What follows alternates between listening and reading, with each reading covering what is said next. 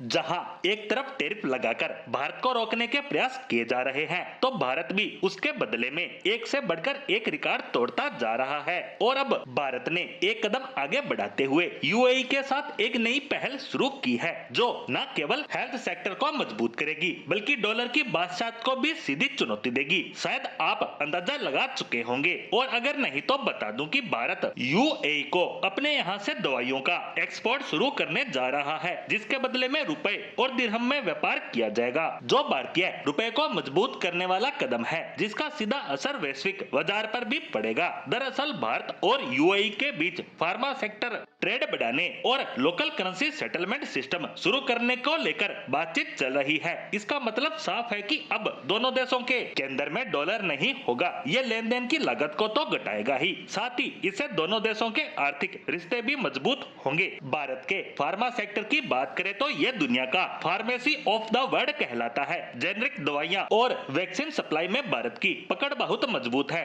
तो दूसरी ओर यूएई मध्य पूर्व और अफ्रीका के लिए गेटवे है। मतलब अगर भारत से दवाइयां यूएई जाती है तो वहां से खाड़ी देशों और अफ्रीकी देशों में ये आसानी से पहुंच सकेगी। और यही वजह है कि दोनों देशों की बातचीत के केंद्र में 3 बिंदु रहे। पहला, भारतीय दवाइयों को जरूरी रेगुलेटरी अप्रूवल मिले। दूसरा, सप्लाई चेन को मजबूत किया जाए। और तीसरा, भारत को हेल्थ केयर का भरोसेमंद पार्टनर के रूप में प्रोजेक्ट किया जाए। वहीं इसके साथ साथ दोनों देशों के व्यापार में डॉलर को बाईपास करके सीधा स्थानीय मुद्रा को शामिल किया जाए, जिससे विदेशी मुद्रा उतार चढ़ाव का असर कम होगा, ट्रांजैक्शन कॉस्ट घटेगी और दोनों ही देशों की करेंसी भी मजबूत होगी। यानी दोनों देश सीधा डॉलर को चुनौती दे रहे हैं। बता दें कि भारत लगातार अपनी नीतियों के तहत डॉलर पर से अपनी निर्भरता को कम कर रहा है, और इसका कारण है वर्तमान समय जैसी परिस्थितियां, जिनका सामना हम इसी दृढ़ इच्छा शक्ति के कारण कर पा रहे हैं। वर्तमान में जिस तरह से हम पर टैरिफ लगाए जा रहे हैं, उसे देखकर अगर भारत अपनी रणनीति नहीं बदलता तो हम कभी भी आर्थिक सुपर पावर नहीं बन पाएंगे। इसी कारण से